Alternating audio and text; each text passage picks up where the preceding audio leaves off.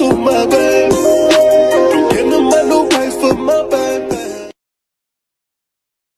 Assalamualaikum teman-teman, perkenalkan nama aku Siti Agustin dengan NPM 2023 1450 1128. Dengan aku Maya Febriani dengan NPM 2023 1450 1099. Kita dari kelompok 5 dengan mata kuliah ilmu kealaman dasar dan dosen pengampu Ibu Mima Nijma SEMM. Kita ingin menjelaskan materi tentang pembentukan alam semesta dan sistem tata surya. Yuk kita simak videonya ya teman-teman. Teori terbentuknya alam semesta. Salah satu gagasan yang diungkapkan pada abad ke-20 adalah gagasan ledakan dahsyat. Gagasan ledakan dahsyat mengungkapkan bahwa alam semesta memiliki ukuran yang tidak terbatas, dan alam semesta ada karena terjadinya ledakan dahsyat. Alam semesta terbentuk sekitar 13,77 miliar tahun yang lalu. Menurut model dentuman besar yang didasarkan pada pengamatan radiasi, latar belakang gelombang mikrokosmis, struktur skala besar, dan pergeseran merah supernova jauh, dengan terbentuknya partikel, atom, gravitasi, bintang, galaksi, ruang, waktu, materi, dan energi. Dan dipercepat yang mewakili sebagian kecil energi, bahkan lebih besar dari materi gravitasi.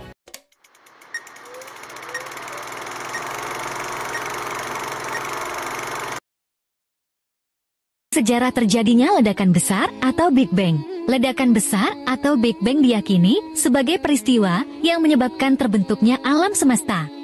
Teori asal-usul alam semesta ini adalah salah satu hal ilmiah yang paling penting yang disebutkan dalam Al-Quran. Hingga 100 tahun yang lalu, diyakini bahwa alam semesta tidak memiliki pencipta dan selalu ada. Tetapi Albert Einstein, selama studi persamaan lapangannya, menantang keyakinan ini ketika dia mempresentasikan teori bahwa alam semesta adalah kekuatan yang mengembang tumbuh seperti balon. Pengenalan teori Big Bang ke muka umum. Meski teori Big Bang telah diterima oleh hampir seluruh astronom, saat ini, astronom pada tahun 1930-an memiliki kesulitan untuk menerima fakta bahwa alam semesta mengembang. Lemaitre mempublikasikan sebuah makalah pada tahun 1927 yang memberikan solusi menarik untuk persamaan relativitas umum terkait kasus alam semesta yang mengembang. Ringkasnya, Lemaitre menganggap alam semesta pada awalnya adalah partikel tunggal yang hancur dalam ledakan, sehingga menghasilkan ruang dan waktu, serta perluasan alam semesta yang berlanjut hingga hari ini. Proses terbentuknya galaksi. Seluruh alam semesta terkondensasi ke dalam singularitas atau titik dalam ruang waktu yang sangat kecil, dengan titik kepadatan dan panas yang tak terbatas, sejak 13,7 miliar tahun yang lalu. Namun, sebuah ledakan tiba-tiba terjadi, menggelembungkan alam semesta keluar lebih cepat dari kecepatan cahaya.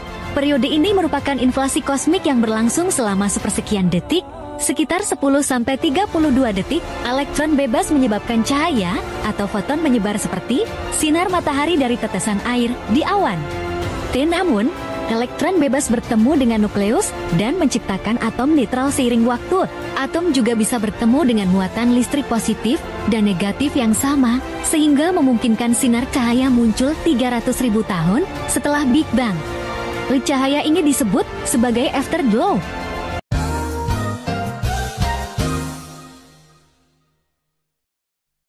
Era alam semesta.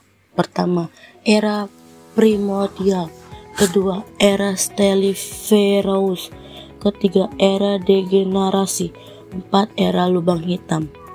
Era primordial. Dentuman besar dimulai sekitar 13,8 miliar tahun yang lalu, yang diawali dengan alam semesta yang seukuran titik padat, di mana energi yang menyusun seluruh kosmos terkumpul di dalam titik yang sangat padat, yang dikenal sebagai singularitas awal. Alam semesta mulai menggelembung dengan cepat.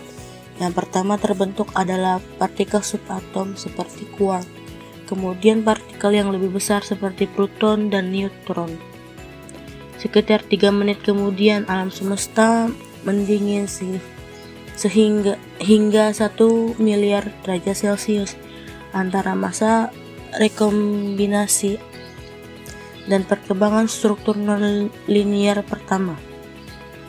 Dan sub ini mulai membentuk atom hidrogen netral.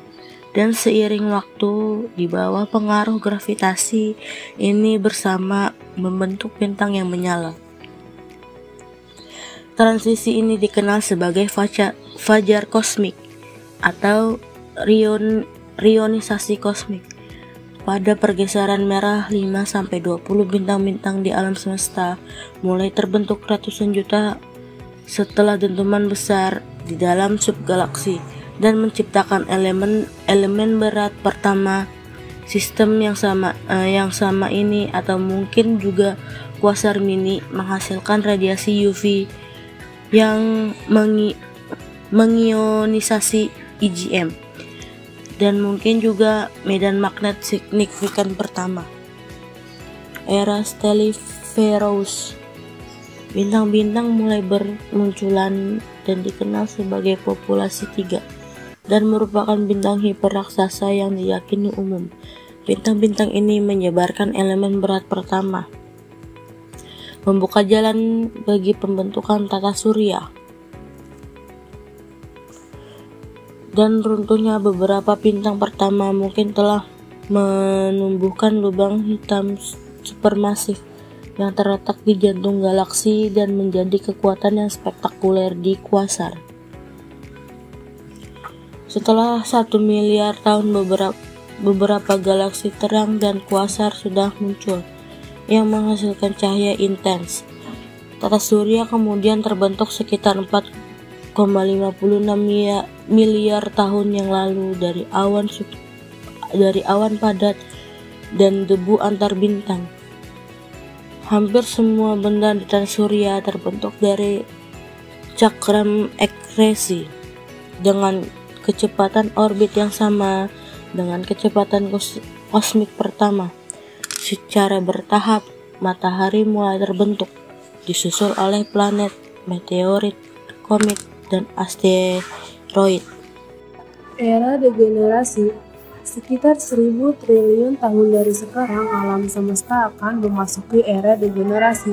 Struktur berskala besar di alam semesta berhenti tumbuh. Struktur terikat individu seperti galaksi dan gugus galaksi pada akhirnya akan bergabung membentuk satu galaksi elips raksasa.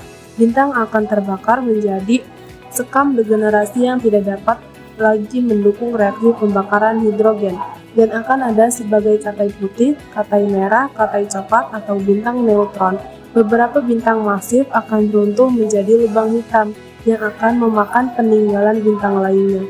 Interaksi gravitasi akan mengeluarkan sebagian besar bintang ke ruang antar galaksi.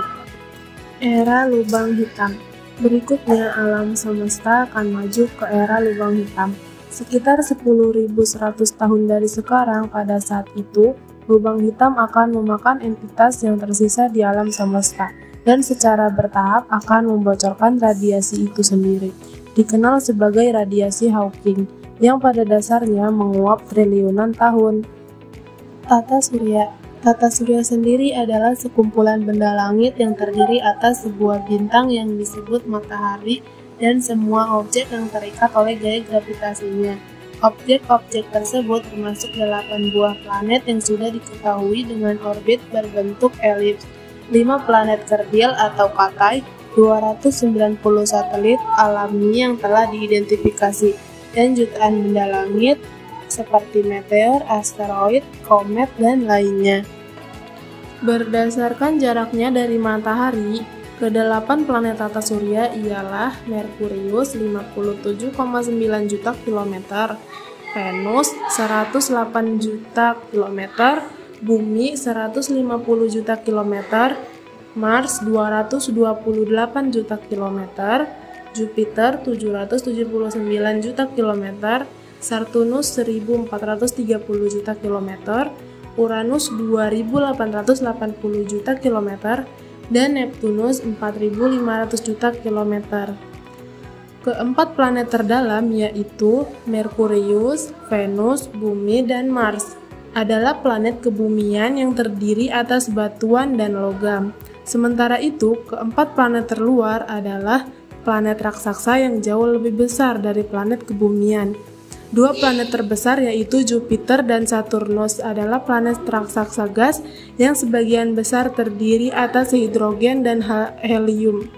Dua planet lainnya, Uranus dan Neptunus adalah planet raksasa es yang terdiri atas senyawa dengan titik leleh lebih tinggi dari hidrogen dan helium. Disebut senyawa volatil seperti air, amonia, dan metana.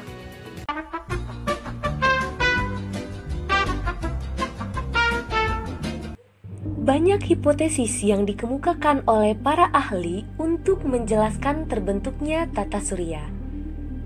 Di antaranya ada hipotesis nebula, planetesimal, pasang surut gas, bintang kembar, dan awan debu atau protoplanet.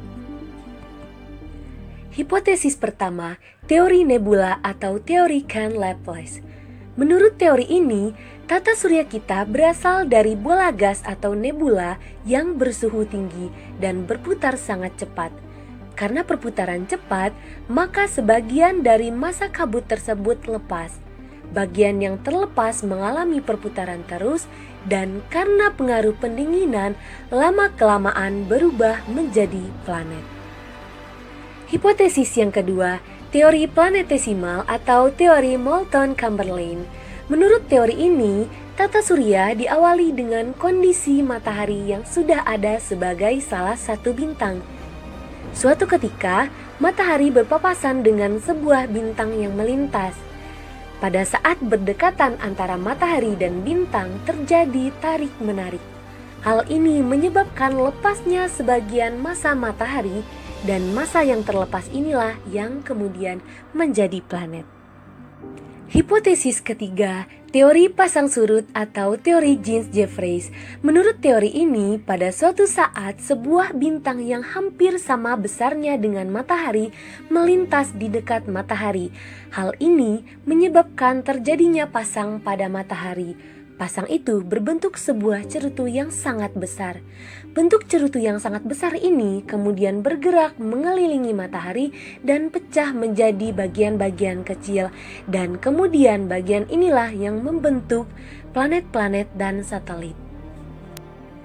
Hipotesis keempat, teori bintang kembar yang dikemukakan oleh Lyttleton, seorang astronom Inggris. Dia berpendapat bahwa awalnya matahari merupakan bintang kembar yang satu dengan lainnya saling mengelilingi. Pada suatu masa, melintas bintang lainnya dan menabrak salah satu bintang kembar tersebut dan menghancurkannya menjadi bagian-bagian kecil. Bagian-bagian kecil tersebut berputar dan mendingin menjadi planet-planet dan mengelilingi bintang yang tidak hancur, yaitu matahari. Hipotesis terakhir, teori awan debu atau protoplanet. Menurut teori ini, tata surya berasal dari awan yang sangat luas yang terdiri atas debu dan gas hidrogen serta helium. Ketidakteraturan dalam awan tersebut menyebabkan terjadinya penyusutan karena gaya tarik-menarik dan gerakan berputar yang sangat cepat dan teratur. Sehingga terbentuklah piringan seperti cakram. Inti cakram yang menggembung menjadi matahari, sedangkan bagian pinggirnya berubah menjadi planet-planet.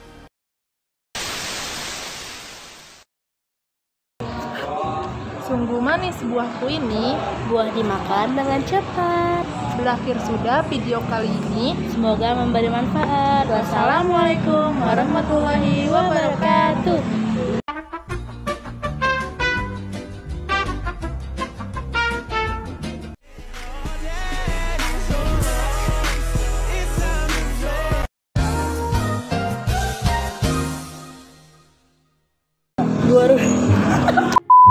Teman-teman, perkenalkan halaman dasar dan bersama.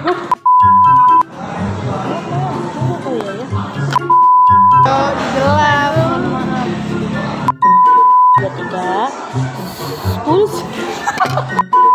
Kan dosen pengam. Mampu.